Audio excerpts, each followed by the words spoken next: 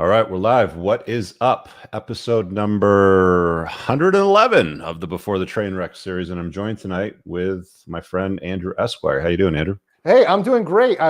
We had a nice conversation on my channel about getting out of Canada, about escaping Canada. Once again, not only are there problems with the feminization of men there, but also just the laws. And that's what my channel is about. It's about legal news. It is the Legal Mindset channel. Go check that out on YouTube if you haven't been there. And this is a topic, I'm here today to talk to Rich about a topic that I wanted to talk about, but I wasn't ready until very recently to come out and talk about this, but it's very good timing. Well, we were talking about this last year, kind of behind the scenes. We're like, hey, I'm thinking about doing a video on dating lawyers. And you're like, yeah, I think I'd like to talk about that, but I don't think I could do it publicly. I'm like, I'm thinking there might be a class action lawsuit if we start, spitting out some of these facts, man, because, we're dealing with lawyers. So we're going to broaden this and say we're going to be talking about dating professional women, which is going to include lawyers, doctors, accountants, the higher paid. I went to school for 10 years. I have 3 pieces of paper on the wall framed in mahogany with little letters after my name people. I've dated a bunch of them. I was married to a lawyer, divorced a lawyer. I know Andrew's, been a professional in the field for a long time too. So we're going to be talking about some cold hard truth bombs today, and stick around because I have a big announcement about this time slot tonight, which I'm not going to drop yet because you guys are just starting to pile in. So as you guys all get in here and we're at max watch, we will talk about that. So real quick, just some housekeeping. Do me a solid, guys. If you're watching this other places on the interwebs like Facebook or Twitter, hit that link I just dropped and come on over to YouTube and just help me out with the algorithms. Hit the like button and let's get started. Let's start with the good stuff. So what are the pros of dating and when I'm saying dating, like I'm not saying like, she's a plate, she's a friends with benefits. Like I'm talking about like you're dating. Maybe you're in a long-term relationship. Maybe you're considering having children with her, at a later date. But what are the pros of inviting a professional woman into your life, in your view? Yeah. So, and let me give a little context here, because with dating, I assume that you're wanting all of the benefits of the messing around in the hookup phase, right? So you're wanting some of those benefits. So some of the benefits, and I've seen this with a lot of lawyers myself, and I'll give this little stamp here. I was engaged to a lawyer, but also I've dated many lawyers, so this is definitely my area of expertise, and also professional women in general, doctors, accountants, etc. The one thing about professional women is they have to be driven. And because of that, oftentimes, now not always, there's some of them that do not take care of themselves, but some of them are competitive and some of them do have the money to invest in surgery. Some of them can look good. They can get the honkers in. They can pay for that, right? They're enhanced. They're enhanced. They're some enhanced. of them some of them are competitive and go to the gym because they're that type of personality, female alpha personality. I laugh when women call themselves alpha, but I'm an alpha female. Andrew, female. I'm an alpha female. I just think Black Widow, get ready to be consumed. But, they can't have that where they put themselves together. They also, here's a pro, they have money, so they are not looking necessarily to leech off yours, but put a pin in that. We'll come back to that. The last thing is more of a fallacy, but you have to understand that this is something that almost every guy falls into. Almost every guy has been told the lie that you want somebody who's similar to you, who has similar interests, right? Who wants to do the exact same things as you, right? And because of who they are, and also because of the fact they've been in a masculine environment, and we'll talk about that, but because they've been in that environment, they like bro stuff. So a lot of times they'll do shots with you at the bar, right? You'll go out and they'll drink whiskey with you. They'll go with you and your boys to the club or the adult club if you want to. A lot of times they'll be down, but you've got to understand that is not necessarily a benefit. And if you really are taking the RP, that is really a drawback. But those are things I think people perceive as pros to professionals. Do you have any others, Rich, that you would want to add to that list? Yeah, I would pretty much co-sign what you're saying. So to kind of like throw my perspective at it, you generally don't need to babysit them like you do with some other women. I'm not saying that like in a disparaging way, but like they're more competent in the sense of real life because the thing with professional women is they get into these professions and they tend to compete in the space. They compete with a lot of men in the legal profession. For example, in law firms, it's mostly male dominated. But what ends up happening with a lot of women for now, but what ends up happening with a lot of women when it comes to law is they typically go and work at the law firms. They might become an associate. Some will work all the way up to partners. I don't know what the structure is in the U.S. Is it associate partnership? Exactly like that. Thing? So it's a pyramid, right? So at the bottom of the pyramid are, well, I guess the bottom you could say is the. You're basically the fodder. You're just like the new guy. But you get to do all the research. Yes, associate, your fodder new guy, and then you have your junior partners and your senior partners. Your senior partners. Yeah, juniors are usually middle age. I mean, even your age, Rich, would be a junior partner. You know, you could still be a junior partner, which is scary. And then you got your fossils that are the senior partners that are there just crystallizing while they leech waiting off for somebody to like fall off so they can become an official partner. Yeah, exactly. Yeah. And that's just what happens in it. So, but it is a pyramid scheme. Yeah. Okay. So it's a pyramid scheme, but I mean, one of the things is that they behave a lot like men. They dress in clothing that is quite masculine. Like, I date a lot of lawyers, and they used to wear like the padded shoulders, you know, like this, you know, stuff like the suit that Andrew's got on with the padded shoulders, but it's got the skirt bottom. So it's weird because it's like you've got what are generally feminine women dressed in a hybrid version of a male outfit with some feminine touches, like a skirt with a bunch of makeup and hair and all that sort of stuff, and some enhancements in some cases. More so probably in Miami than what I saw. Yeah. I'm biased because Florida. I didn't see that many enhancements here, if I'm being honest. I saw them in other professions and fields, but I get what you're saying. But yeah, so they can stand on their own 2 feet. They usually have a house. They have their own car. They don't need to get picked up and dropped off. They'll meet you or they'll come over to your place. So yeah, there are some benefits to it. One of the things that I kind of just stumbled on when I was dating my ex-wife was she brought up the topic of a prenup. And I was always, cautious about, how do I talk about this? How do you bring up the conversation of a prenup? And she's just like, yeah, I got my life sorted. So you're going to need to sign a prenup. I'm like, yes, I don't even need to bring it up. Yeah, so there are some upsides to dating professional women because they usually have their stuff together. Are there any other upsides that we missed? So, I mean, I think one that I just want to like double down on that you said is the time thing, because I think if you're a guy out there who's trying to play to win, this is what can trap you, right? That's why it's before the train wreck, right? Yeah. So, the time thing, because with you, I know, Rich, you are one of the guys who guards your time jealously. You are very strict with it. And I think that's a practice that more people should adopt. I mean, because frankly, the more you do that, the more you're effective, the more you're efficient, the more you're disciplined, the more you have a goal and you're focused, right? But I think you're lured in by the fact that these girls don't require a lot of your time. In fact, they're so busy. Lawyers, they're billing, right? We bill every 6 minutes, right? 0.1 of an hour, right? We're billing that, right? So they understand time. They understand efficiency. They understand, getting to the point, right? You'll probably get to the lay pretty quickly, right? You're not going to waste too much time with that, with these folks. But once again, that is also in a way a trap because, you're looking at the similarity. We'll put a pin in that. So. Put a pin in that. They're quite smart. They're cunning. They're able to solve problems. Witty banter. Yeah, witty banter. Less emotional. Still, can be quite emotional, but less emotional than the average chick.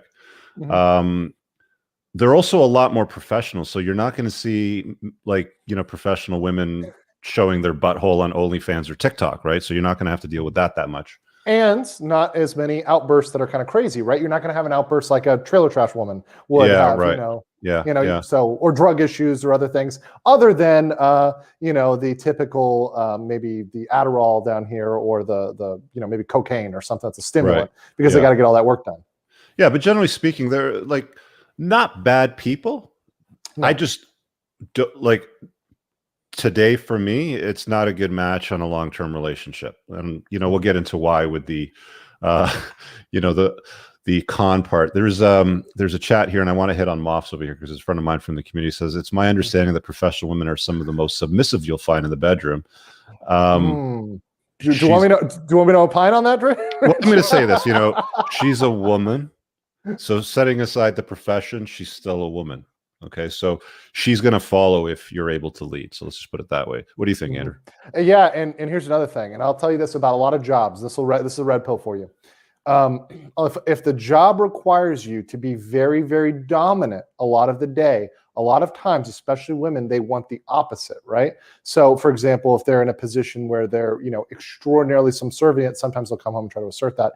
But with those women, especially some professional women, they've never seen somebody like that. They've never seen it. So they're kind of thirsty for it in a lot of ways. So sometimes they will, but also you got to understand they're not submissive for anybody. Definitely not for beta males or people they view as kind of beneath them. But for the right guy, and it could be you. The right guy, they will actually be submissive, yes. Yeah. Got a super chat here from Frank. He said, Salumu alaykum from Kanakistan. I think you might have been watching our stream over on your channel over there. Yeah, that's funny. Thanks for the super. And guys, by the way, we are going to take calls tonight. Andrew, you're more than welcome to stick around for the call segment. I usually run the show for 90 minutes. So, you can definitely chime in on that. But I'll drop the link for that once we've done our monologue. Is that like the bulk of the pros that we can think of? I'm trying to think of another one. I mean, I guess the other thing is that, because they're professional, once again, they're going to look good on your arm at an event, right? You're going to a car event. You're going to a car event. They're going to know how to dress, right? There's not going to be professional events, stuff like that. You show up, hey, this is my girlfriend. She's a lawyer. She's a doctor, blah, blah, blah, right? Yeah, and that's expected in corporate America. And now, by the way, corporate America is very blue pill existence, right? Yeah. I think you should try to get out of that, try to be an entrepreneur, right? But if you're in the corporate hierarchy, they don't like single guys a lot in corporate hierarchy. They actually like guys who are paired up. And if you're paired up with somebody who's a lawyer, a doctor, an accountant, somebody who's a professional. Power couple, right? Yeah. Power couple, exactly. Yeah. She's not going to ask you to pay her rent. She's not going to ask you to, pay her mortgage or fix her car. I mean, she's generally got all of that sort of stuff taken care of. I mean, if you're like, what does an average 30-year-old lawyer make in Miami? In the States? Yeah, because I'd say here it's probably about 100, 120, 180,000, depending on where they work. So I'll tell you this, and I tell this to all people because I talk a lot of people out of law school. There's the average lawyer and what a good lawyer can make, right? So like a lot of the average lawyers are doing these insurance defense, hit and run. If you've seen an accident, call this. You've seen those billboards, ambulance chasing. Those people, I mean, I hate to say it, but guys, some of those lawyers, you see them, they're a lawyer, but they're making $50,000, $60,000, $70,000 a year. I kid you not. I mean, I made more than that before I went to law school, right? I didn't go to law school to make that type of money. But if you're a good lawyer, you could make easily $120,000, $130,000, $140,000, $150,000 a year as a 30-year-old lawyer who's out of law school a couple of years. Definitely, easily. And you can get into, the 200s with bonus compensation if you're in a high performance area. Yeah, and it's pretty similar with other, professional women that might be in accounting, medical fields, stuff like that. And, there's a sliding scale. Like, I've met women that are like, yes, I'm a medical professional at this, particular clinic level. And it's like, okay, well, she's a receptionist versus the one that's doing the breast implant surgeries, right? Yeah, so, like, you have to understand there's a little bit of a sliding scaler. So we covered all the pros? You know what, Rich? I think that's going to do it for now. And there's like I'm sure we'll come up with some other good stuff. And there's like 6 grenade pins that are like, maybes. Okay. Well, let's start pulling on some grenade pins then. So what are some of the cons? Okay, well, let's go back and forth. You do one and I'll do one. Okay, that's great.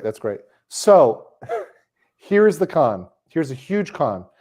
Think about, and this is my general thing I'm going to start with. People are the product of their environment, right? We are all the products of our environment. That's why, you're the people that you deal with. You're the 5 people you spend the most time with. You've probably heard that saying, right? And women are no different, right? And professional women are no different. They are in an environment that is hyper competitive, that is hyper aggressive, that has hyper, we'll call it masculine energy, but it's there, and they're having to fight and argue all day. Now, a lot of people in those sort of jobs, even doctors, when you're yelling, when you're commanding, when you're, bossing people around, cops, same issue too. When they come home, here's the problem. They don't know how to turn it off. They've never been taught or even have the skills to turn that off when they come home. They're still operating. About this before? Maybe, but I love to bring it up. And I feel like we've talked. I don't know. I feel like maybe I've talked to somebody else about this before. Maybe it was behind the scenes, but I say it over and over again. They do not know how to turn that off. Yeah, I would completely agree with that. That's one of the downsides. That hyper competitiveness all day. Like, I say this to guys all the time. Like, you don't want to be out chasing excellence all day long, putting a dent in the universe, and coming home to some hyper competitive boss girl, bitch bag that's at you all night because something's not gone her way. You're going to listen to a lot of office stuff, and there's nicknames for everybody. And the weirdest nicknames I've ever heard, like ghetto pussy. It's like, really? That's what you call people in a law firm that you don't like, like diaper mom, the part-time people, there's names for everything, right? Yeah. So, you're going to deal with that on a personal level. After the work hours, work will come home, and you're going to be listening to a lot of that professional person in your face in the evening. I agree with Andrew. I think they have a very, very hard time turning that off. And guys, generally speaking, that are on a purpose, that are making some serious bank, they don't want disagreeable women. They want somebody that's pleasant. They want to come home to somebody that's pleasant, that's, made a nice meal, or, I don't care, wants to massage your back, maybe. Oh, I can't believe he said that. Misogynist. God forbid you do anything nice for a man. But you get the idea, right? Okay, so that's certainly one of the other cons. What else we got on the con scale? Now it's your turn, right? Okay, now it's your turn. You got to go. And I'll long hours. I'll tell you something. I had no idea what was involved with being a lawyer until you date a lawyer. Like, my phone would ring at 11:30, 12:30 at night. And I'd be like, hey, what are you calling me for? I'm just on my dinner. You're having dinner break at like midnight? Yeah. I got this big deal that I got to close, and I'm not going to finish it till like 4 a.m. You're going to be there till 4 a.m.? Are you serious? Yeah, and then I got to take a taxi home after taking the subway home and all the trains and everything, and take a shower, sleep for an hour, and go back and do it all over again. I'm like, are you crazy? Like, this is what you do? This is what some professionals have to do. There's some usually the junior doctors, they're working on shifts, so they get the crappier shifts because they're the younger ones, so they get the crappier times. Junior lawyers, the same thing. They're the ones there all night. The partners go home. They go home to their families. They're cool, but it's the junior lawyers that you're dating that are 28, 29, 30, 35 maybe or so, that are working crazy hours. And sometimes you'll be like, all right, let's get together Friday night. And you're sitting down, maybe you're Netflix and chill, and she's fucking out cold by 7:30, like asleep. And you're like, what am I going to do with this tonight? Yeah. And I'll double down on that in two ways, because I've experience with this, is that, with lawyers, obviously, look, as a lawyer, I know there were weeks where I worked 70, 80 hours a week. No joke. I mean, absolutely. Yeah, you have to. You're the bottom of the barrel, and the work never stops. As soon as you finish, there's more assignments to be given you. But I'll use it in a doctor context, because I was dealing with a doctor, and you'd think it was cool, because like I mentioned in the pros, they use their time efficiently. She'd text me and say, hey, come over. And I knew what that meant. We all know what that means when she says, come over directly to my place. We're not going to dinner. We're not doing anything else. And I think some guys are like, oh my God, that's awesome. She's telling you to just come over. Here's the problem. She was telling me to do it at 1 p.m.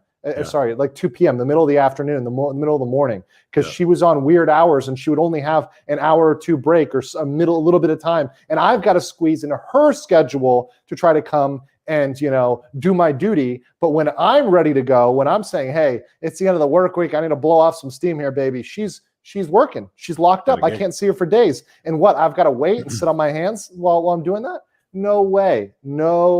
And as a guy who's taking control of his circumstances, I'm not going to let her dictate my schedule in the when I want things, right? Yeah. One of the other downsides too is with professional women is because of the stress and the workload is they do age prematurely. Yes. There's this concept of the wall in the space that we talk about. And, they often say that, women hit the wall around 22, 23. After that, they're on the sexual marketplace decline, and, their attractiveness starts to go down. A lot of people like to debate this. Fine. You guys argue in the corner over there.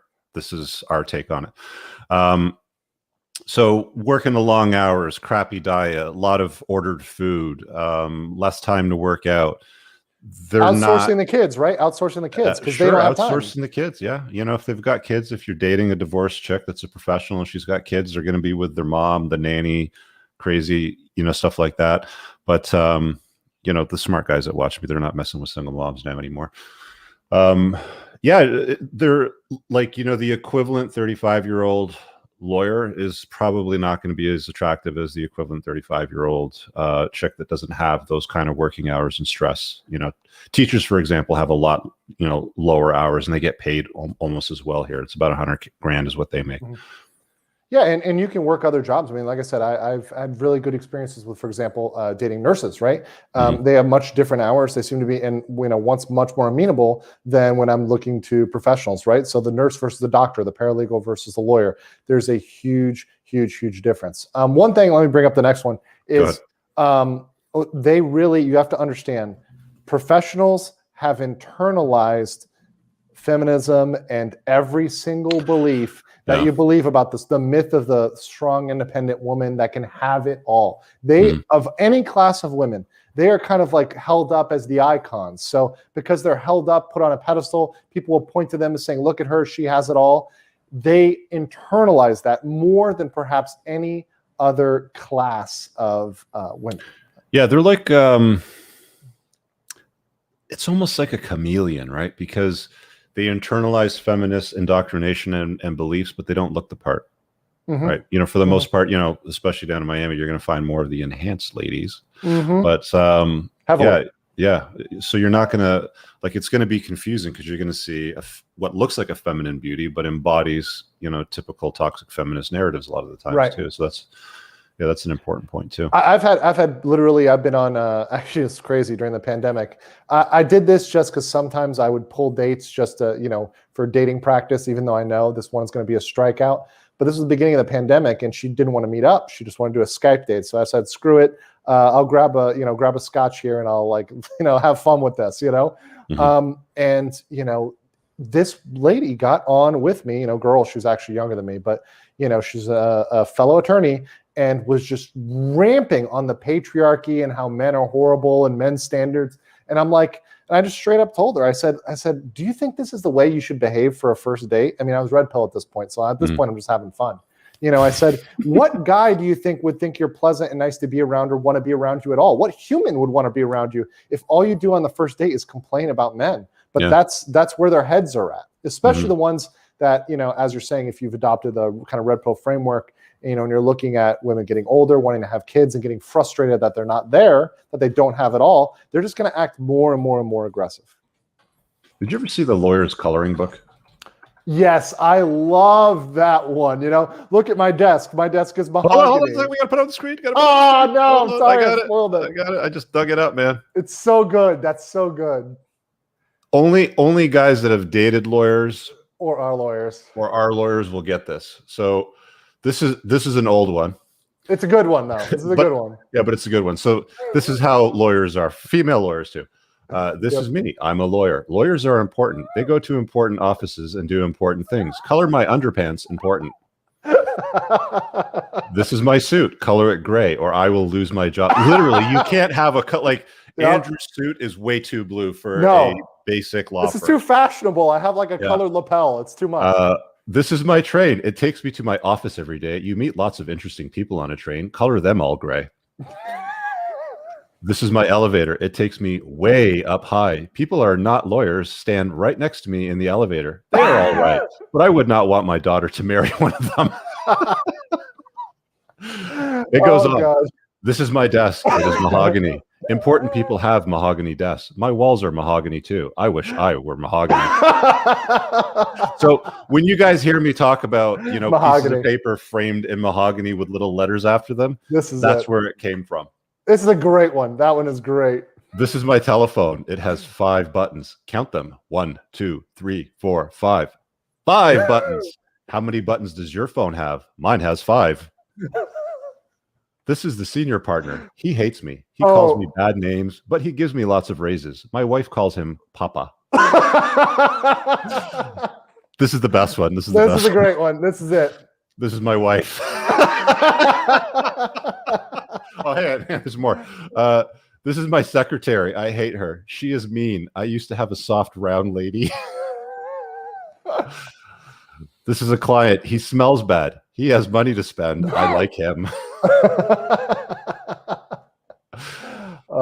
This is my firm's lunchroom. Sometimes I walk through it and smile at staff. Hello, staff. My smile says, I am one of you. I never eat there. The pill. This is my pill. It is round. It is pink. It makes me not care. Watch me take my round pink pill and not care. Oh God. This is my signature. It is big. It is hard to read. Some people have little signatures that are easy to read. They never make over $1,000 a week. Anyway, that's oh God. That pretty much sums up everything that's funny about lawyers. So I mean, like, you don't know what you're getting into, and yeah, you know, we laugh, but if you've dated lawyers, been married to a lawyer or anything like that, it's not so funny after a while. Like, I remember Rich, I did a breakdown because I think, you know, the thing is, you know, have you seen the movie Legally Blonde ever? I think or heard so. about it? Yeah, maybe, like, you know, but so many women buy into that narrative that they can be like this sexy, cute thing, and it's like so far from the reality of so being far able removed from Legally Blonde. Yeah. It's not even close to that. I mean, if you go to like the corporate events, lawyers, you know what's interesting? I find masculine lawyers fun, entertaining. In fact, I'm very good friends with my family lawyer. One of my old roommates became a lawyer. I'm still good friends with him. I have a business partner in one of the companies that I own that's a great, fantastic entrepreneurial lawyer. But when I sit around a bunch of corporate droids at, you know, one of those events, like, I don't think you could pay me enough money to go do that today. It's like a complete pass. Like, if I was dating a chick right now that was a lawyer, she's like, yeah, we have an event on this date. Can you mark it in your calendar? Because I'll need you there between this time. I'd be like, I'm busy that night. I'm sorry. You're going to have to find somebody else to go with. Yep. It's painful. And like you said, they're all just these automatons that just are splotting these like pleasantries. Just like the coloring book. Like they're all carbon copied cutouts of what you saw in the coloring book. And that's what you're going to be dating, right? Yeah. And there are some, you know, old, like you said, some older guys who are like really based attorneys, like, you know, and you know, they have a lot of cool experience, a lot of cool life lessons. Hold on a sec, Andrew. You're completely freezing up. Let me move you and add you back to the screen and see if that fixes it. Oh, now we're not even getting your. Can you look it? Is that your? No idea. Here, I'll pull you up for a sec while you try to fix that. Let me just kind of roll solo for a minute here and catch up on some of these super chats. And actually, I'll make the big announcement because we got a lot of people on right now while Andrew figures that out. Just give me a thumbs up when you're good. And now you're frozen again, still I can see you in the green room. Did you know, Matt says Dave Ramsey shamed a millionaire for prenup on sub. I'm not a big fan of Dave Ramsey. I've talked about it from time to time on my Total Debt Freedom channel. No, still not working. Really? You're still breaking. Your connection. Well, here, I'm going to pull him out while he's working on that. Okay, so let me make the announcement that I wanted to make during the show. So we are going to officially retire the Before the Trainwreck series. Yes, the 111th episode is the official last episode. I know, we've had an amazing run, but do not worry. We are going to carry on just under a new banner. Same time slot, same time, same content. Same call-ins, nothing's changing. We're just changing the title of the show. Before the Trainwreck was, I don't know, I put this together 111 episodes ago with Sean Smith. It was fun. It was a good run. He wanted to get out of it about episode 40 or 50 or so, I think. And I just never really liked the whole Before the Trainwreck thing because most guys are usually calling in after the Trainwreck. They're looking for help to fix the mess that they're in. And when I wrote this book, The Unplugged Alpha, the whole point of the book was to provide some clear guidance for guys so they can get some better results out of life. So I feel like that's a far better way to run the show. So with that being said, I'm going to show you the new thumbnail for the series that we're going to run. It's going to be brand new, starting at episode 1. We're going to call it The Unplugged Alpha. Same time, same place, Mondays at 8 p.m. Eastern Standard Time. That's just a blank thumbnail. I just template my thumbnail. So what I can do is I can just fill in the area over here. I don't know if you can see the cursor. Oh, yeah, you can see the cursor. Just around over here with the title of the show. But you get the idea. So that is what is up. Same time, same place. Nothing is changing. every Monday night. You'll still be able to get your call-ins, and you should be good to go. How you doing, Andrew? Good. Just reset the connection there. But yeah, no, it sounds good, man. That's good for the channel. No, it's still bad on my end, man. Really? Yeah. That's so weird. Here, let's try this. Can you kill your video feed? See if that frees it up. Let's see if the audio sounds better. Yeah, is that doing all right? It's a little bit better. Okay. It might be the connection speed ran here earlier, but yeah. Can you guys hear him okay? Can you just say something in the chat if the audio's... I don't know if it's just my end, but you sound like... It might be your end because it looks like it's coming clear to me. How's the audio for the listeners? Can you guys let me know in the chat? Yeah, like, nope, not good. Garbled still.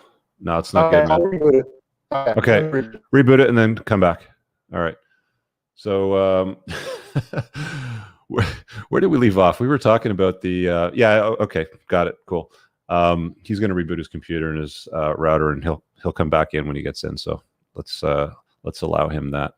Let me just remove that from the stream. So yeah, so I just wanted to pivot, start a brand new playlist. I haven't decided if I'm going to leave it on the Entrepreneurs in Cars channel or if I'm going to create a brand new channel for it, but I'll figure that out this week because next Monday will be the next episode. So make sure you're following me on social media and are subscribed to this channel, because if I do move it over to another place, I'll make the announcement with the link to the new channel on the community tab. So don't worry, we're going to carry on. I'm not stopping this anytime soon. This honestly for me is one of the favorite, has now become one of my favorite parts of running what it is that I do. I love the monologue part. I love taking the call-ins. Sometimes the call-ins can be taxing on your stress levels, on my end anyway. But I'm pretty good with managing that, so I'm not worried about that too much. But yeah, we'll be taking some call-ins tonight. It's at 8:35. So let me move on to some more of the cons that I can think of. So we covered self-care. We covered crazy hours. Okay, so here's one of the other things that I noticed, and I'm not sure if Andrew's hearing this right now, but I'll pose it to him when he comes back on. Yeah, thanks, Moff. I appreciate that. Yeah, Monday nights are a highlight for me too, brother. Lawyers and doctors and, like all of these professionals, pharmacists, accountant, all that sort of stuff, they can make pretty good money actually. But one of the things that I notice with a lot of working professionals is what's theirs is theirs, but what's yours is also theirs, or that's what tends to generally happen. One of the things that I was shocked at once, I was dating this professional for a bit, and she made about as much money as I did, I think, if I'm not mistaken, but she started to drop sound bites like, oh, so-and-so got a car from her husband, so I'd kind of expect you to buy me a car too. And I was like, excuse me, you make about as much money as I do. What is this? I got to be doing this stuff for you too. Like, you're going to squirrel it all away and just take my cash now? So that's one of the things that I saw pop up a couple times. So it's something that you got to be aware of, is even though that they've got their money sorted out still, it doesn't preclude them from, female nature, hypergamy, solipsism, like the standard operating protocol that are features, not bugs, of women that men need to understand, is that you're probably going to have to cross that at some point. Of course, if you got good frame and you know how to manage it and you've got your foot down right, you should be okay. So that's something else that you'd want to consider anyway. So there's that. Let me see what else we got here on professionals. So we've got crazy hours. Incredibly, we talked about this earlier, but I mean, you're going to get a high level of bossiness is probably the best way to put it. Actually, it ties more into competency tests. So let me just reframe that. You're going to get shit tested a lot more than what you will probably with a woman that's not professional, that's not got a piece of paper or 3 pieces of paper framed in mahogany on her wall, wishing that she was also made out of mahogany. It's the reality of it. It's like, it is what it is. So you just have to understand that component too. What else we got that we didn't touch on? We covered. Social events with these professional type of environments can get tedious. They're reasonably frequent, more frequent than what I've seen.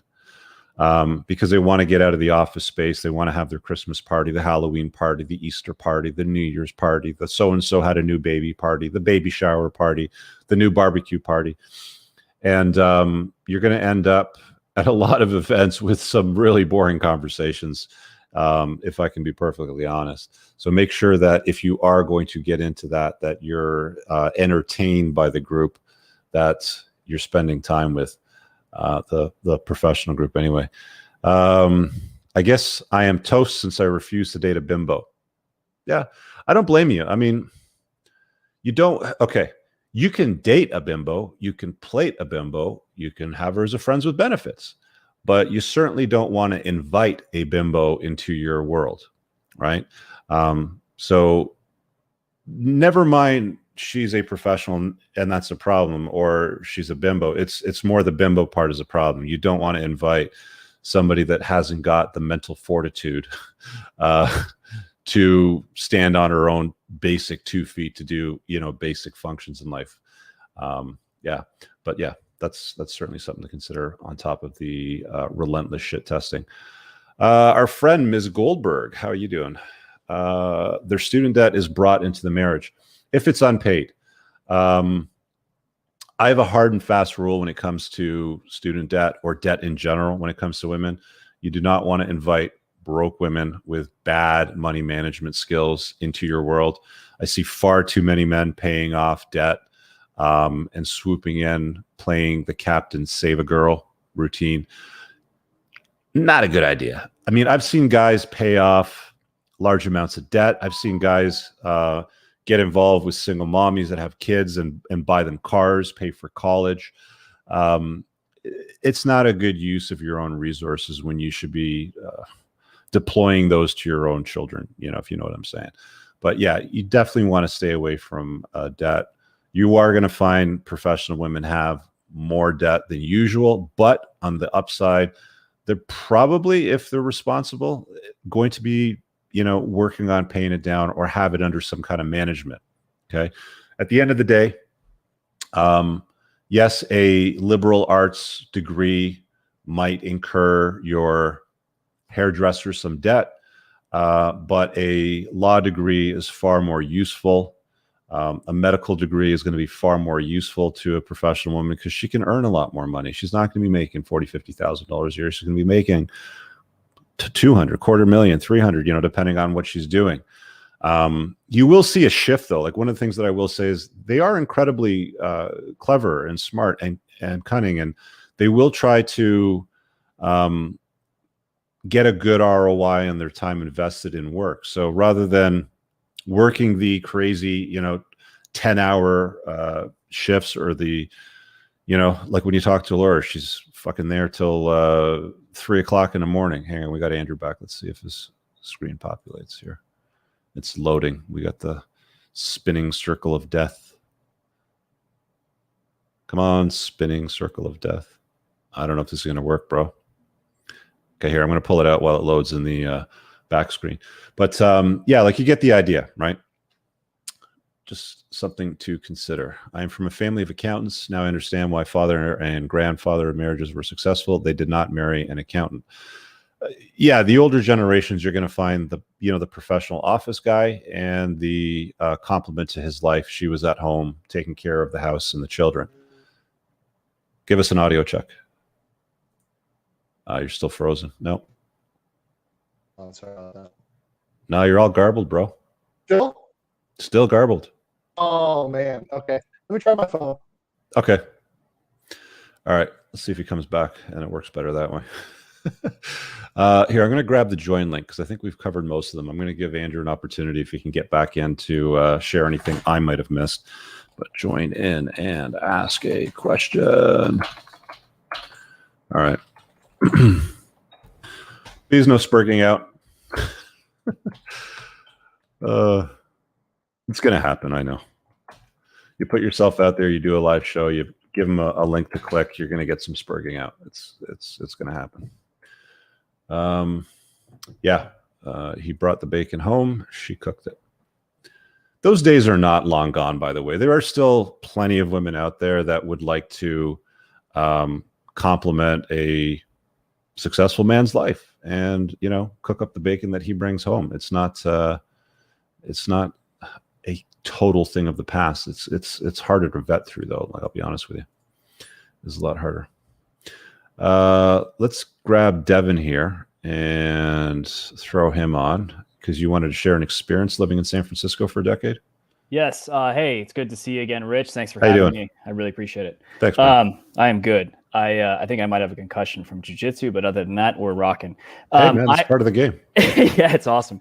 So I lived in San Francisco for a decade, and since unplugging, this has been the perfect topic for me to get into. So I'm so glad you're doing it. Mm-hmm. And while I was in San Francisco, I was a musician and I had a fairly successful band. But the point was, I was on purpose, and most of the women that I was dating had a girlfriend that was a family law attorney.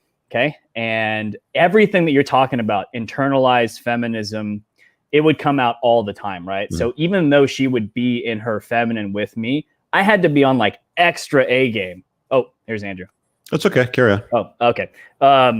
And I think that's the thing that's really tricky, is that like I consider myself a fairly intelligent guy, and I want that in intellect, but I don't want the internalized narrative where this person is now so feels like they have something to prove by staying dominant all the time. That being mm-hmm. said, that's every guy I've ever met in San Francisco. That is the cardinal experience. It's like you move to that city and it's like doctor, lawyer, or somebody who wants to be a tech entrepreneur or whatever. And it's, to me, it left the impression. It gets exhausting, right? Yeah.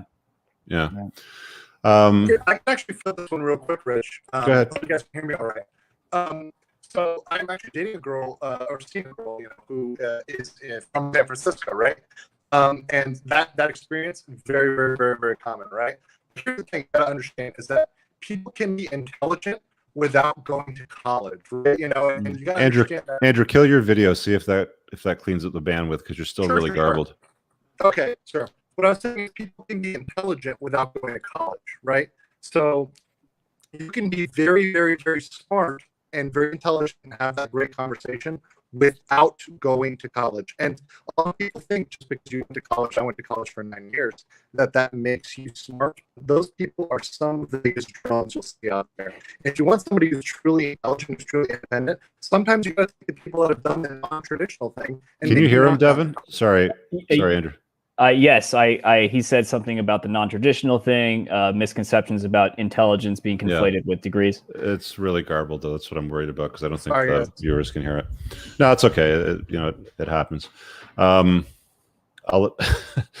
keep trying, Andrew, because I know that you offer a lot of value when you chime in. Did you want to say anything else, Devin, before I let you go?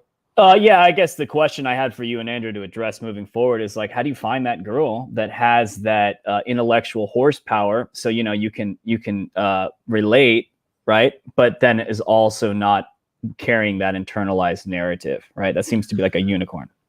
Well, there's no unicorns, so set that aside. There's just women, right? There's some good ones, there's some bad ones. Some are better than others. It is what it is, right? So that was a blue pill mistake, yeah. Yeah, so you just have to vet, really, is what it is. You put them through you can't think for a second, oh, I met a lawyer, the best thing ever. That's awesome. So I don't have to see any of these other, tier of women. She's still a chick, right? You're still going to have to vet for red flags. You're going to want to make sure she's not a violent chick and throw things at you, because she's a professional lawyer doesn't mean she might have, red flags. It's entirely possible. In fact, it's not that uncommon, right? With the lawyer coloring book, as you saw before, and Andrew mentioned it, a lot of them are medicated. Oh, it looks like let's try to add him back in. How we doing now? Yes. I am no longer being censored by the blue pill feminists. I am back. Thank you. Awesome. Yeah, your audio is way better now. Thank you. Thanks. Yeah, we're back in the green.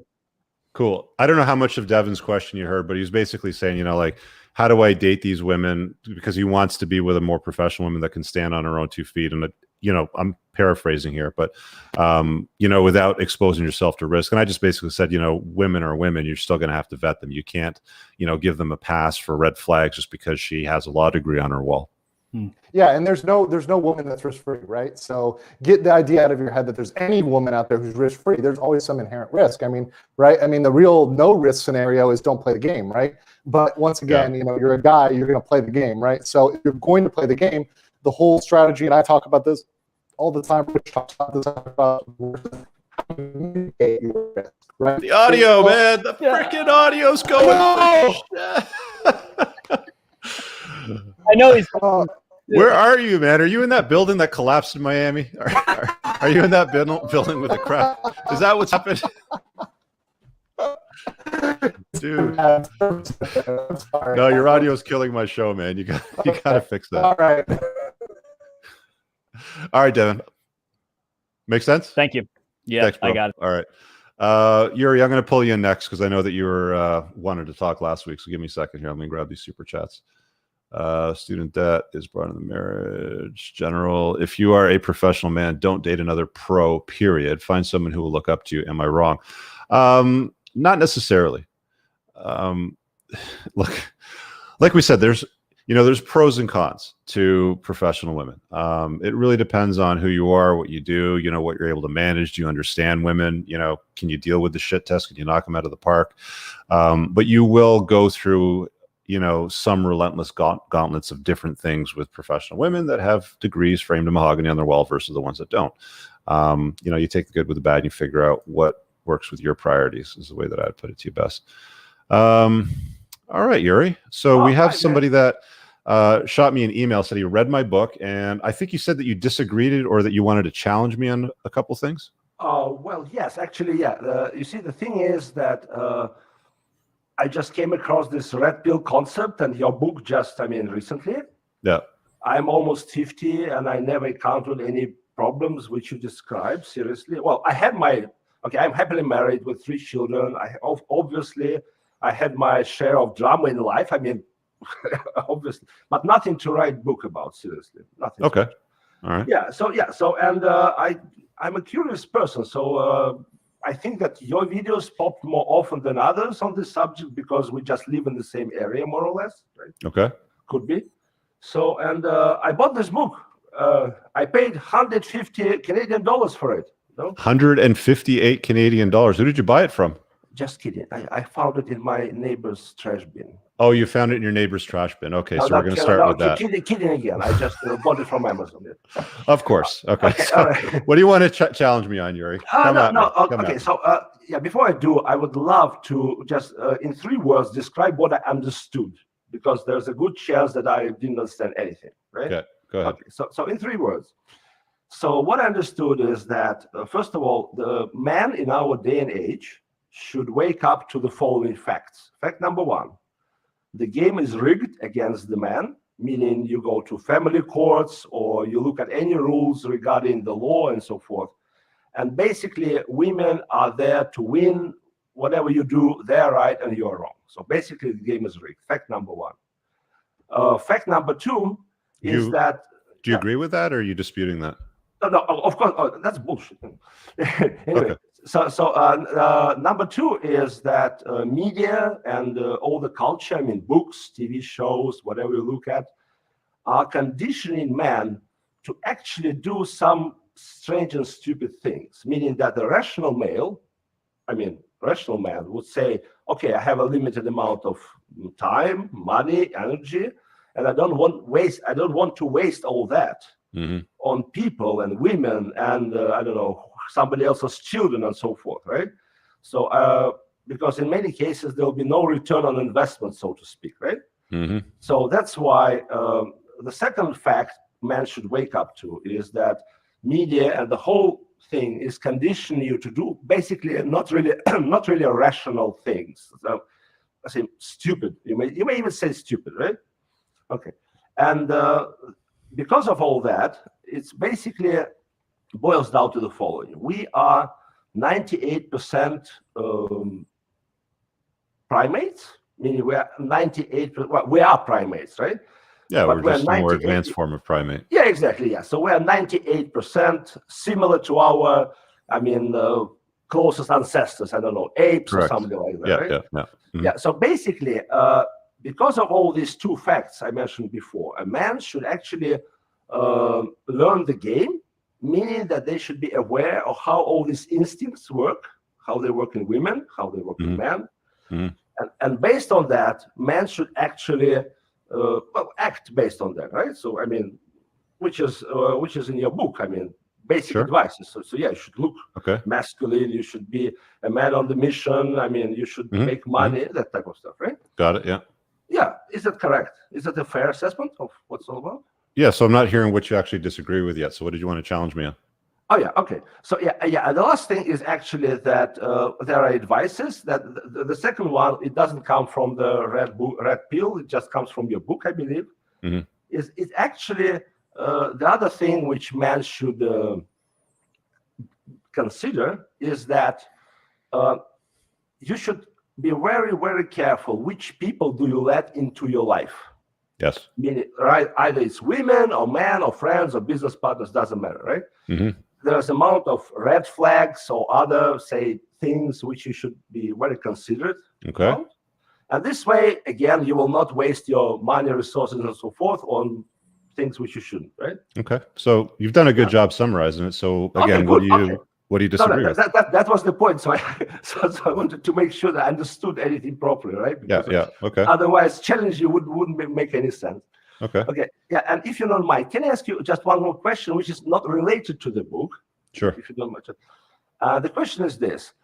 Well, basically, we all know, and it's a fact, that statistically... And I just want to stop you for a second. I just want you to be mindful of time, because I usually give people like 10 minutes or so to kind of like come on and ask questions. Because there's a lot of people waiting in the background area. So I just want to keep you moving. I know. Trust me, it wouldn't be more than 10 minutes. Just okay, go ahead. I'll be very swift.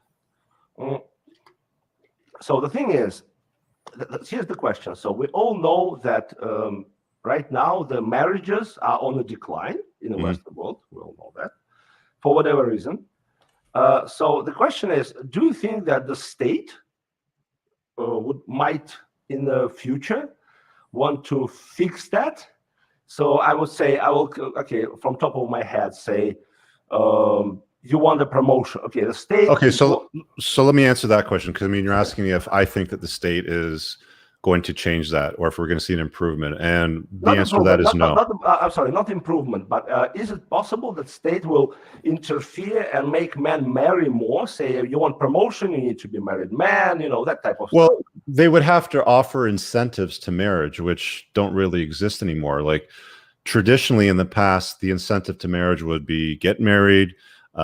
You'd have your own children. You knew that they were yours. There was no question in your mind. You'd live, forever and ever till death do us part, and richer and poorer, and sickness and health, and all that sort of stuff. And, she would complement your life. You'd go to work, bring home with the bacon. She would cook it up, and that would be fine. But the problem is that when we had those, had that family unit, the fabric of all that working, men had all of the responsibility that they have today, but they also had authority in their household. Today, men have no authority. As soon as women say, you know what, I'm bored, or I'm done, or Sally got divorced, I think I want to get divorced too, and I'm just gonna, let's just go get divorced. There's no fault divorce. That changes things, completely. You could literally come home and find your wife in bed with 2 other men and your children in the other room, and there's no consequences for that whatsoever with family law. She would still be enriched if she used the law to her benefit. So you'd have to see incentives given to men to want to get married, and I don't see incentives coming towards men today. There's not very many incentives. There's some tax incentives if in Canada, for example, if you contribute to your spouse's RSP, for example, if you're together forever, then there'll be benefit, to that when you both retire, obviously.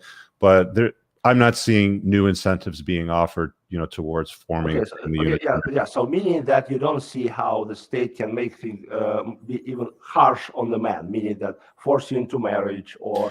Actually, this is probably the best point here. Somebody just said in the comments, things need to collapse. I think there needs to be a reset so that we can start over again when it comes to building family units the way that we used to build them. Okay. All right. Okay. So here is just so now I'll just make it quick. Seriously, and I want to challenge all these things, right? So if I can just speak a little bit uninterrupted, so and then you can say whatever. So number one, the point about game being rigged against man, right? So that's number one. Well, believe it or not, that my question about how state or state authorities can actually force you into marriage or do something to your relationship, I wasn't describing the distant future. I was actually describing the past, which actually happened. Believe it or not, no other than Reinhard Heydrich, of all people, was fired, was dishonorably discharged from the Navy. You know why? Because he proposed to a woman and then changed his mind. And it wasn't because his boss didn't like him. It just was the policy. If you are an officer and you propose to rule, that was it was. Number two, my great-grandfather it was in 1905, I guess. He was given a promotion, so to speak. He said, okay, you move to the new place with a promotion and so forth, but there's a condition, you must be married. Plus, plus, his superiors had not to choose, but to approve his wife. Trust me. And more than that, if you are about to marry, you had to put the deposit in form of money to make sure that your family would be okay. So my point is that this idea of currently people being the game being rigged, it comes from actually not knowing the perspective of where we are in history. We are, trust me, life is not perfect. I agree. But if you compare to how our grandfathers lived, we are in a very, very favorable position. So you disagree with the assessment? Yeah. What modern people tend to do is they tend to confuse their lack of responsibility they confuse it with oppression. I have chosen the wrong woman, and this has consequences. I have chosen the wrong cryptocurrency. I'm losing my money. Can I have it back? No, the system is rigged, for Christ's sake. Well, that's what it is. So let me just address that, because we'll just deal with the one point, so we don't have to go to the other two, to make sure that we at least cover one thing for you, so you can get some satisfaction here. Marriage today is a contract that you sign with somebody else, a woman, obviously, where she is rewarded for breaking that contract. At no time in history did that exist. There's a book by Stephanie Kuntz called Marriage: A History, which I'd recommend that you read, since you're very interested in marriage and the past of marriage. But marriage in the past had nothing to do with love, children, or any of those things. It was about the acquisition of in-laws and, creating that unity so that you could deal with problems as they came up, right? If there was a medical issue, you probably had a doctor in the family. Yeah, but it means we're better off right now, right? No, well, hear me out for a sec so I can finish. Because at no time in history were women ever rewarded for breaking that contract. In the past, if she wanted to get divorced and leave him, he would often be left with the children and any assets that were in the matrimonial home or even brought to the marriage. So if she was bringing land, for example, he would often keep that. So he would keep the kids and the land. She would go back to her family. Sometimes she would go work in a brothel. And this is all factual stuff that they pulled from court records, from diaries throughout history. They went back as far as they could collect all the information. So the problem that I have with marriage today, which is what I'm warning men about, is it's a bad deal for men. There's an entire chapter on why smart men don't marry, and I broke that down in each individual area. And I see that you disagree with it, and you're free to do so. Yeah, that's right. Okay. It's entirely for you, my friend, right? But that's the point. So if you want to learn more about marriage, read that book, Marriage: A History by Stephanie Kuntz, and you get a little bit more information on it. Does that help you out? Well, yeah, I mean, I still think that obviously our generations are far better off than any of Oh, yeah. I mean, we live longer, we live healthier. No, I mean, even in terms of marriage agreements, you're free to go. I mean, promiscuity is no longer a problem for anybody, for men and women. So promiscuity was never a problem in the past, but today, if a woman catches you cheating, she can divorce you, take your kids, and half of your shit. Whereas in the past, the guy would probably keep everything. So how is that improved today? No, yeah. I mean, you personally can be promiscuous all you want. It wasn't that easy. No, but what you're suggesting, Yuri, is that, you can be promiscuous today without penalty, but you can't, because if you're promiscuous, your wife catches you cheating, again, well, hell hath no fury like a woman scorned. If she wants to take half of your shit and the children, she can and will do that. And that's more often than not the outcome. Whereas a few hundred years ago, you know, you could be promiscuous with impunity and there would be no consequences whatsoever. There was no fault divorce. There was no division of assets. The kids often stayed with the father or the father's family. So things have changed, you know, dramatically. To our mutual advantage, to be honest. I mean, seriously. Well, listen, you know, you can look outside, you know, right now, because we're in Eastern Standard Time, and you could say it's dusk or it's dawn, you know, depending on which way you want to look at the sky. I just look at the facts and I compiled them and I put it together in a book. And if you don't like the book, that's fine. You can leave a bad review, let people know what you think, throw it in the trash, give it to your neighbor, whatever you want. I'm not going to do that. But I think that there's a lot of useful information in there. And if you want to dive deeper on, you know, the benefits of marriage today versus the past, I'm telling you, man, read that book and you're going to get some more information out of it. Okay, all right, fine, fair enough. Fair enough. Okay, now, okay. So the second one. No. That's been way more than 10 minutes, my friend. You've been going on for close to 50, and I got to get to these other guys. One thing. Real quick. I knew that you're going to cut me off. I knew that. Well, you're talking really slow and really long, and I told you 10 minutes ago you've only got 10 minutes, and you've been going for close to 15. Okay, so then just one thing. Just Google. I Google this guy. Janusz Korczak.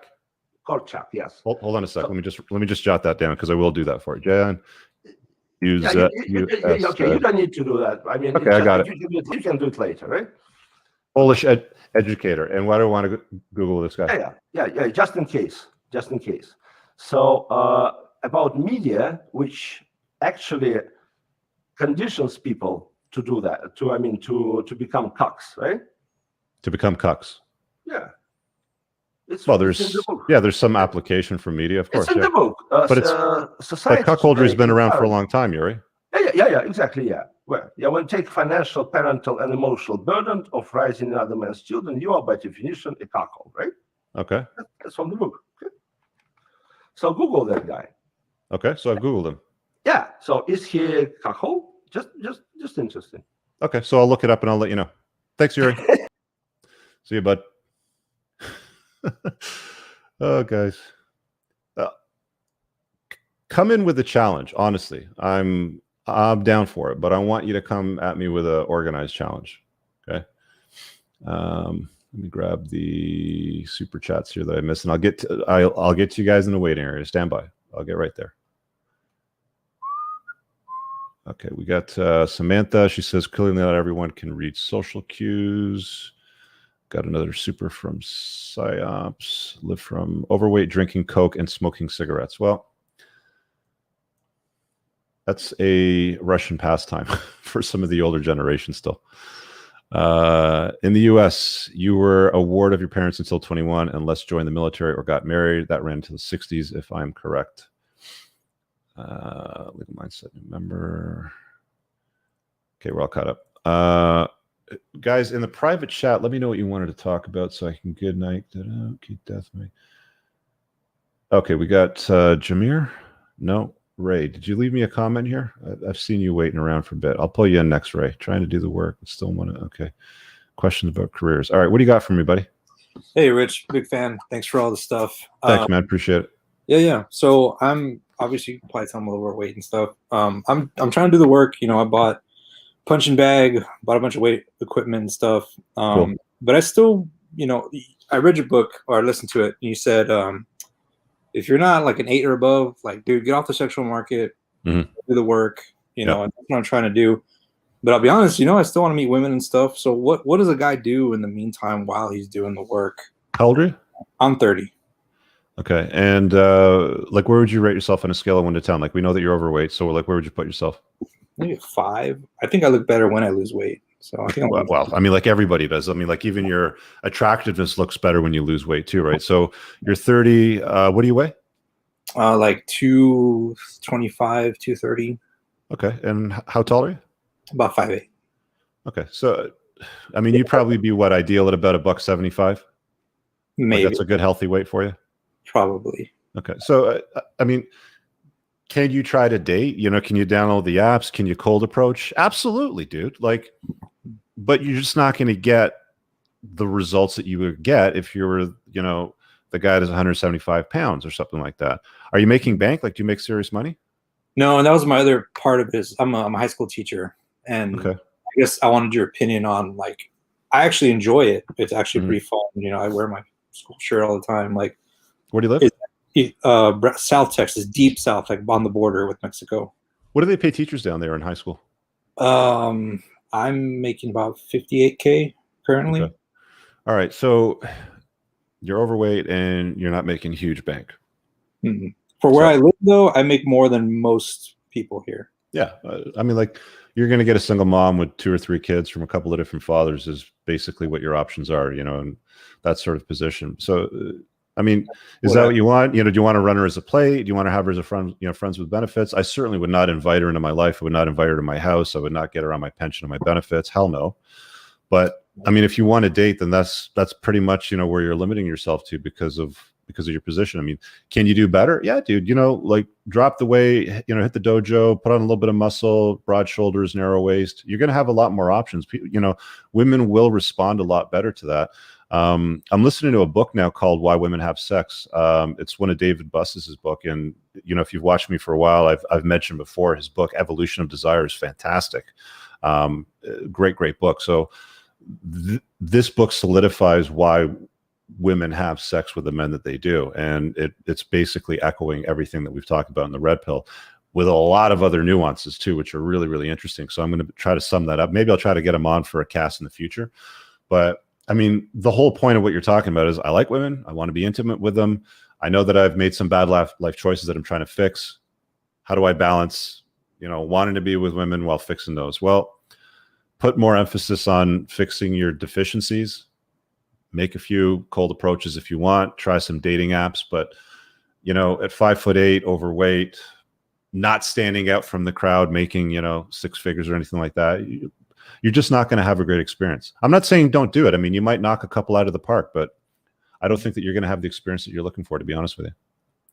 Gotcha. You know, which is why I tell guys, you know, sit back, forget about everything else, work on yourself, double down, you know, do what you got to do. I mean, maybe bring a friends with benefits into the rotation if, you know, if that's something that satiates you, for example. But, you know, for this sort of stuff that you're looking for, like, what does an ideal woman look like for you?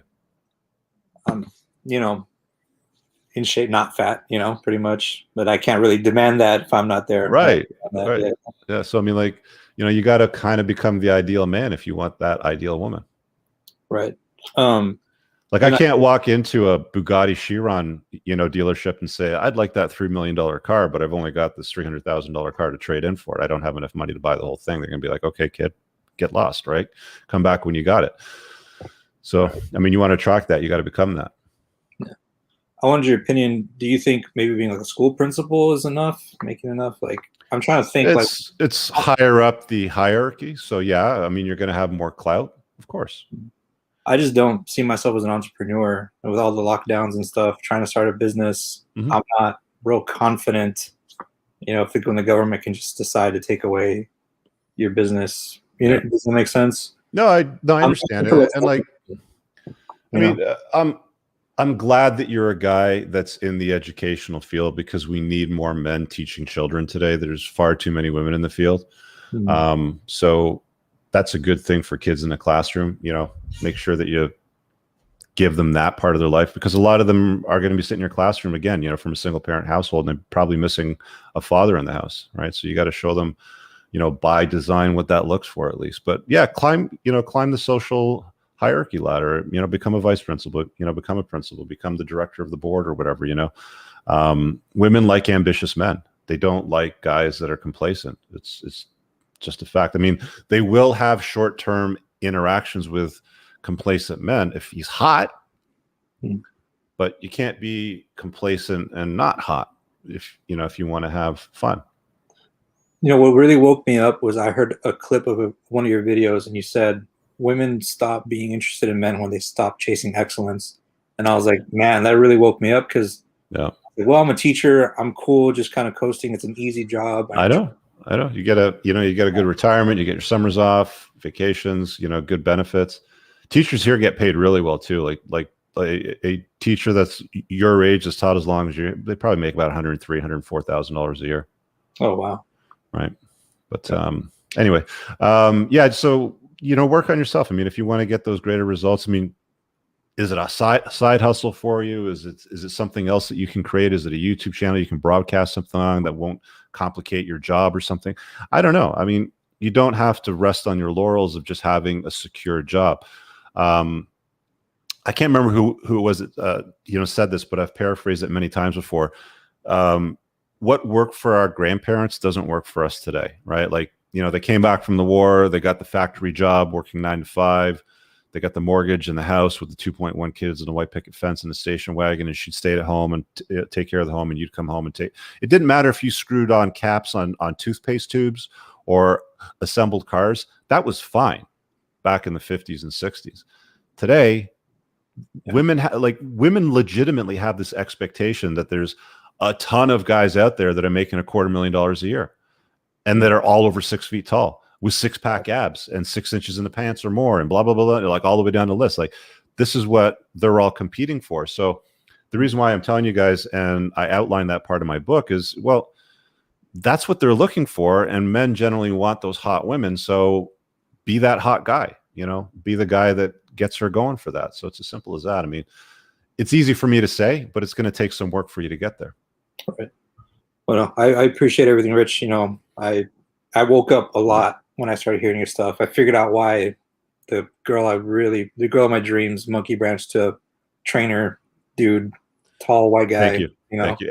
And hey, Ray, I want to say from the bottom of my heart that I appreciate you saying that, because I do get crapped on by guys like Yuri that are like, oh, you're wrong. And, here's like the 3 reasons why sort of thing, while he's smoking his cigarettes and drinking his Coca-Cola, overweight. So it's nice to hear a guy come on and say, hey, look, man, your book woke me up. Keep teaching those kids, give them the masculine energy, work on yourself. And trust me, man, you're going to get way better results down the road. You're going to come back and thank me. All right, Rich. All right, see you, Ray. Peace. All right. Where do we got here? US, we got that one. Michael, I am also from Brownsville, poorest city in the US. Who's Michael? Did he leave a comment here I need to address? No. Okay. Looks like he's going back and forth. There's a super chat from just the UK. That looks like Ragnar Lothbrok on the horse. Is that who that is? All right. Alfonso, what do you got for me? Did you put something in the private chat here? Alfonso, there he is. Guy says, I can't comment from Puerto Rico. No, you can comment from Puerto Rico. What's up, brother? You're muted right now. Do you not have audio? All right, here, I'm going to pull you out while you try to figure that out. Turtle Hermit, level up from last time chat. Turtle Hermit. There you go, buddy. Yo, can you hear me? You're on. Rich, it's a pleasure to speak with you. Just want to let you know I got promoted since our last chat. So good. A man that's done some work. There are higher levels to attain. So the 3 things I want to talk about is, okay, I got the book you recommended, No More Mr. Nice Guy. Okay. And here's the thing. When I was reading that book, I started to realize I don't suffer from the nice guy syndrome. Okay. But I still have an issue with, I think I'm good at maintaining my frame, but then allowing the women to enter it is where I kind of reach an impasse. There's something about that where are you screwing up exactly? Well, I'm not sure. I get, past the first date, certain things I would do in my 20s, I'm just not going to do that shit anymore. Okay. It's part of my French. Okay, so what's your question for me here, bud? Well, how do you maintain your frame, but then make it inviting so that women actually choose to enter it? So it's got to be something that it's got to be attractive to her. You know what I'm saying? Like, one of the things that I get from guys that are like, hey, I'm 40 whatever, I don't want to date women my age, I like hotter younger women. how do I date hotter younger women? And it's like, okay, well, you got to invite her into your world, right? You can't put on the Justin Bieber outfit and the, you know, like the clothes that match her generation. You have to invite her into your world. You have to give her something to get excited about joining into. And that's kind of what, you know, having her enter your frame means, is you have to like have something there for her to get excited about. I mean, whenever I date women, you know, like if they come over to my house and they see the decor in the room and they're like, oh, that's a nice couch. It's a Restoration Hardware, right? I'm like, yeah. They know that couch cost me close to $8,000, right? They see the car in the garage. Oh, it's $300,000 McLaren. Cool, right? So it's inviting, right? So when I have to set a boundary, or if I have to put my foot down, for example, I'm like, hey, you know, this is a non-negotiable. Just do it, sort of thing. If they're pushing back, it's easier when you've done it a few times. It's easier when you've got something that's of interest to them. It's easier, you know, for them to enter your frame when you have a frame that's basically worth entering, you know, if you know what I'm saying. Well, maybe I just don't have much to offer, because like I do a lot of fun, exciting things, and I'm pretty fit, and you know, but I don't. So when we talk about entering a man's frame, it's usually because, you know, in a relationship, there's a little bit of a balance, and it's like, you know, are you going to enter her frame or is she going to enter your frame? And when you enter her frame, it's because she's like, hey, Turtle, you know, I want to go to the Woofstock event this weekend with my fluffy white dog with the sweater on it. And I want you to come, and I want you to hold my handbag and drive me there. And we're going to walk around. We're going to sit around with my friends for 3 hours doing everything that I want. Like, that's entering her frame and doing what she wants, right? It's because you don't have anything to offer beyond that. So you need to have something better than what it is that she's trying to offer you. Because women really, truthfully, don't like it when a guy enters their frame. They hate, you know, like little puppy dogs that follow them around and do and say everything that they tell them to. It's like, you know, she says jump, and you're like, well, how high do you want me to jump, sort of thing. They really don't want that. So you have to give her something to want to enter your frame on. You know, she's going to want to follow the boundaries that you set. So my question to you now is, why do you think that she's not doing that? Like, what are you missing? I would to be honest, probably game. Okay. I'd probably work on my game, you know, like How old are you again, Turtle? 31. Okay. And I can't recall what we talked about last time for the life of me. So can you give me a little bit of frame around what it was that brought it was getting a better job. Getting a better job. Okay. So you got the promotion. Yeah. What was the pay increase worth percentage-wise? You know what? It wasn't much at all, but it was in a role that I feel more suited to. And did you get a pay rise or no? Yeah, I did. Yeah. And what was the percentage? Not much, maybe like a few $100, but percentage-wise, like, what are you saying? Like less than 2% per paycheck? Like 10%. 10%. Okay. All right. Well, 10% is not too bad. Okay. But okay, what I think it is, it's really hard for me to say this, but it might just be, I'm convinced that it might just be pure SMV, because I don't see myself as a beta. I identify with the alpha. Okay. And so what Can I find, we get you to switch on your camera, or is it too dark where you're at, or like, what are we missing? I want to take a look at you, bud. Okay. Well, you're not a bad looking guy. well, you see, my thing is this. Okay, the professional women, you can date professional women. Right. But they're probably going to be lower SMV. Looks wise is what you're saying. Right. Yeah. So that's kind of where I struggle, because there is a balancing act of, you know, the more professional she is, the more she's going to demand. And also, not in addition to that, sorry, my glasses are really jacked up. But in addition to that, I don't want to date too low on the socioeconomic spectrum, because I don't find much there. Like someone said earlier. Yeah, you're not attracted to that. What's that? So what you're saying is that you're not attracted to her when she's below you like that. Well, yeah, because it's hard to. I find it hard to connect with them with someone who is not as, intelligent. What do you do for a living again? I do business development. Okay. And where do you live? Like what part of the world roughly? Chicago, Illinois. And your take-home pay last year was how much? Last year was under 60,000.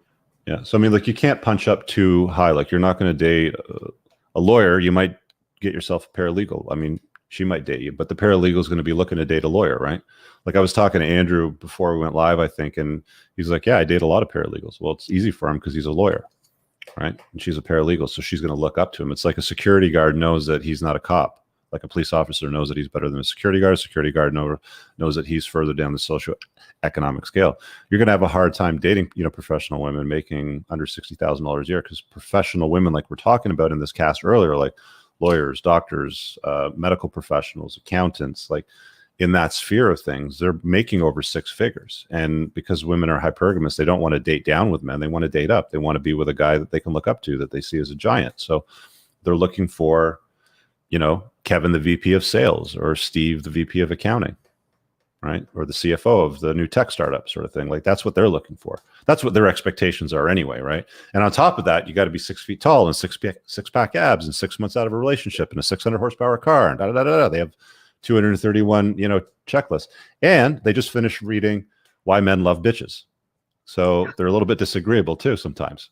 So, right? Like, I wouldn't put that much focus on chasing women, which is really, what I essentially, concluded at the end of my book, who conveniently, also Aaron Cleary, concluded at the end of his book, the book of numbers, the ROI on chasing women, is the ROI is on yourself. Don't worry about getting the girls.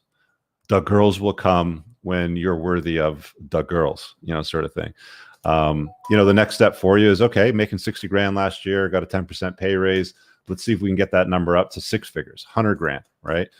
I don't know. Is there a side hustle that you can, slap together? You don't have any kids that you're taking care of. You don't have a wife or an ex-wife or anything like that, right? Right. So it's getting on the grind. I mean, you're a good looking guy. You got some style. You got a decent haircut. The beard looks nice and clean and trim. The glasses, fine. You've got like the optics. Okay. But I've said this before, women have a lot of patience for a young Chad, like a 21-year-old Chad with a plan. They'll be all over him like a fat kid on cake. Lots of women will. That's true. Yeah, okay. But if you're a 41, a 45-year-old Chad, and you don't have anything to show for yourself, but you might have a plan, they don't have a lot of patience for that guy, right? And you're somewhere between that 21-year-old and the 40-something-year-old, only you probably want to get closer to 100 grand by this time. Right. All right. And I'm not saying that so you can get the girls. Like, I'm saying that so that you, as a man, can be spoiled for choice. You can be the sexual selector. You can say, you know what, Rachel, I don't like you. I don't like your attitude. Don't let the door hit you on the way out. All right? Because Becky's coming over later on tonight, and she doesn't give me that crap. You know what? What you said is 100% true. Because when I was in my 20s, I was able to pull that off. Right. Where, just as you said, they're willing to overlook, your height, your profession, or whatever, because I don't know why, but they're just willing to overlook. But in my 30s, it's like you gotta be pristine. So men must become. You must, like, men are made. Okay, like, we have to make something out of ourselves. We can't rest on our laurels, because hey, I like the guy earlier that was a teacher. Like, you heard him, right? Yeah. So if he was like a Chad teacher, he'd have women, no problem. But he's an overweight teacher, right? So, like, have something going on here. Have as much going on as you possibly can. It looks, money, status, game, right? Like, those are the main things. If you're insignificant, become significant. If you're fat, lose the weight, build some muscle, broad shoulders, narrow waist. If you don't make enough money, make some bank, right? You don't have any game because you're awkward and you're anxious all the time. Learn game, right? Practice it. Make some cold approaches. Buy a course. Read on how that works. Well, here's the last thing. The two last things I want to say is, okay, the goal for our next chat when I return to your show is going to have a successful side hustle. Okay. The third thing, I watched one of your older videos and you mentioned how you went and you saw a voice specialist. Mm-hmm. And what was that like? And how did you find the right one? A voice specialist for what exactly? Just for, internal problems where there's like a tension in here of where. I don't think that's one of my videos because I've never seen a voice specialist before, to be honest with you. It might be another channel or somebody else you were watching. Or was I talking to somebody that was asking a question about that? I think it was at the men's conference. I've had a stutter, when I was a kid. Like I had a stammer when I was a kid, and I had a hard time getting over that. I mean, I still sometimes stutter to this day when it comes to getting certain things out. But I mean, you grow out of it just as a function of getting older and practicing and, acknowledging that, hey, this is something I got to deal with. It doesn't sound like you've got any communication issues. It doesn't sound like you've got any or much of a social anxiety. I mean, I'm picking up on a little bit of it, but dude, just don't worry about that. Like all of that stuff all of that stuff really starts to go away when you level yourself up and you become a better version of yourself. When you're making more money, you give fewer F's. When you look better, with your clothes off, your shoulders are broader, there's more muscle on them. You will get the attention of more women. More men will look at you to admire you or to, like be like, who is that guy sort of thing. And women will be looking at you sort of thing. So that's what the ROI is on. Like, I'm not hearing much that I would work on as far as your voice. This nervous twitch here with the glasses. Yeah. That's a nervous thing that you can't be doing with chicks. Cause I mean, they're going to pick up on that. Like they want a confident guy. Well, I'm just going to work on picking up more wins and victories and adding it to my record. Have you joined a dojo yet? I have not. Do that. I mean, I do a martial art, but it's not quite the same as like a jujitsu or. Yeah, just go to one of the places that like offers different classes at different times. They're gonna do stuff like rolling, boxing, Krav, kickboxing. Just try a bunch of stuff and see what you like. The cardio conditioning is incredible. You're going to learn a useful skill. Women love guys that can be violent but are civilized. It's great for you. And there's a lot of really good people that go to dojos. Like there's no losers that go to dojos. I mean, there might be some that start out a little bit lower on the hierarchy scale, but if they stick around and they keep doing the work, man, they level up. They level up fast too. Yeah, that's definitely something that's been missing. That'll definitely improve your confidence levels for sure. Well, I used to wrestle and I was pretty good at wrestling. But then I kind of veered off and I started doing yoga and another martial art that doesn't have the same, it's not the same environment that forges individuals. Like it does not forge. Yeah, so exactly. So how do you forge steel? Like how do you forge a sword? You apply heat and pressure to it. That's how men grow, right? Like that's what the concept of anti-fragility is basically apply chaos to a man and can he deal with it? The problem with most men today is most of them can't, dude. I'm constantly shocked at some of the conversations that I have with guys that just point and sputter at the world with their insecurities because they don't want to deal with them. And it's like, stop trying to change everything around you. Stop, flicking boogers at other people when your own house is a fucking mess, right?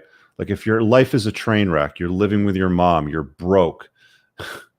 There's all kinds of problems going on in your world. Fix that first, man, before you start complaining about the way the world is. Like, honestly, that's a big problem in today's world. And you've got leaps and bounds ahead of that because you've already read the book. You've already started to do the work. You got the raise. You're already asking questions like, okay, how do I start to solve all this, right?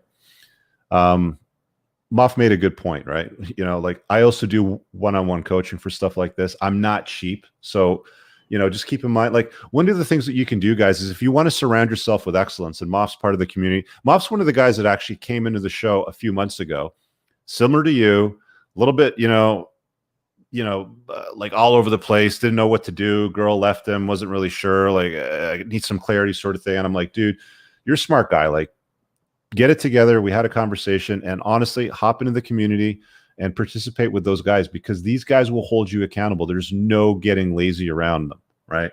I'll just throw it up on I have a banner here. I don't usually put it up. Where is it? Here.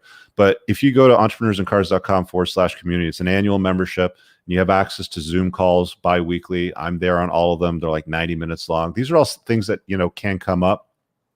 You can be held accountable on. And you can also hear other guys work through their own stuff as well. It's a good use of your time, right? I'm not saying go do it right now, but if you feel inclined to do so, please do so. Well, I like the idea. Okay, consider it, bro. Yeah, sure. All right, I'm going to let you go because I got to start to wrap up. I'm at the 90-minute mark, and I got to hop in with my private community call after this. Thanks, man. Have an awesome one. Let me get to these super chats, and we'll start to wind down. Billy M. I'm a 20-year-old Chad without a plan because I have too many ideas. It's difficult deciding which industry to go into and what business to start. I'm not complaining. I will find a way. Any advice? Yeah, Moff said book a coaching call, but you're not going to be able to afford my rate. So hop on next week.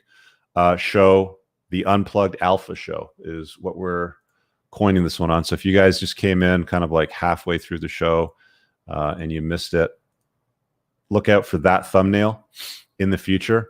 You're going to see the title just over here. Again, it's based on the book. Okay.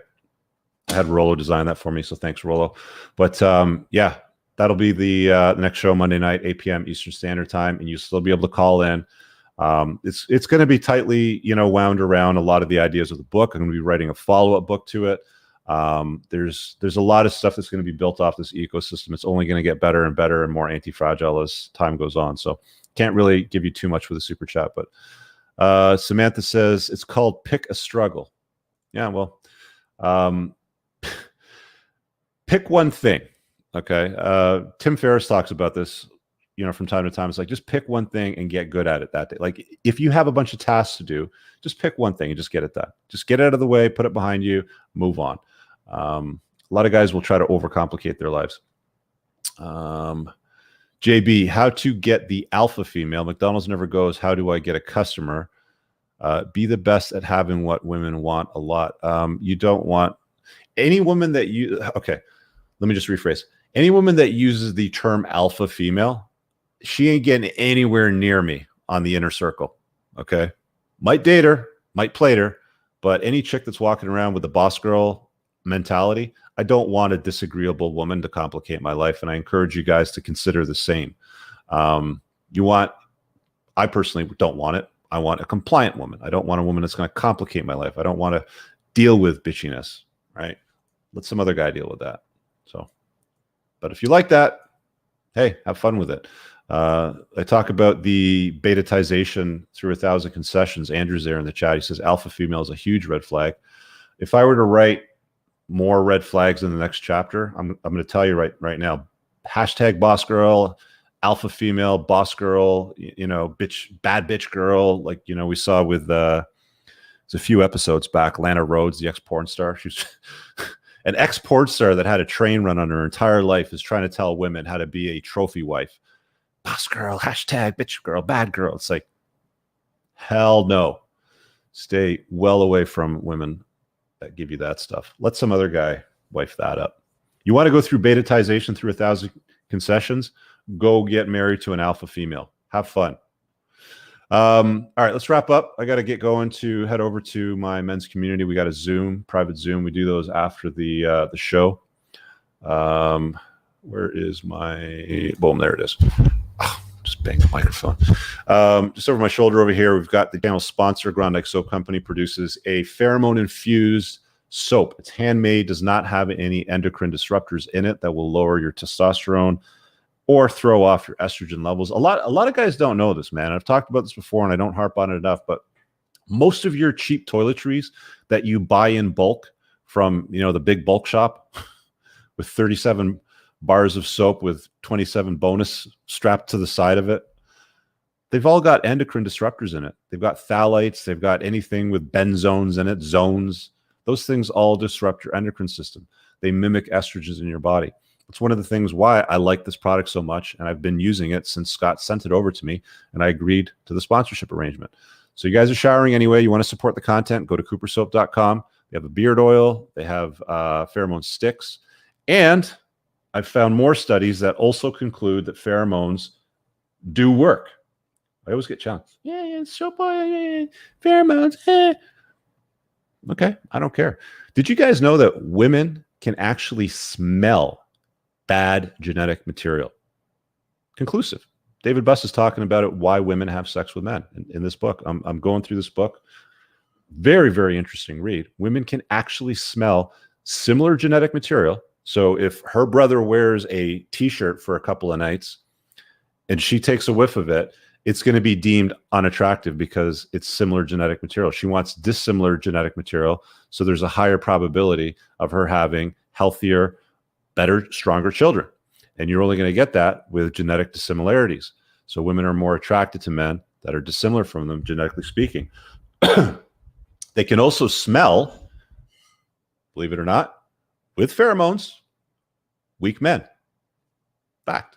So that's why I put that stuff in there. It's a useful product. Anyway, I won't harp on that too long. Let's go there. Boom, boom, boom. We'll be back next Monday, 8 p.m. Eastern Standard Time. You guys know about the thumbnail. I hope that you're all excited as I am. It's going to be a dope new series. I'm stoked. We'll see you guys next time. Have an awesome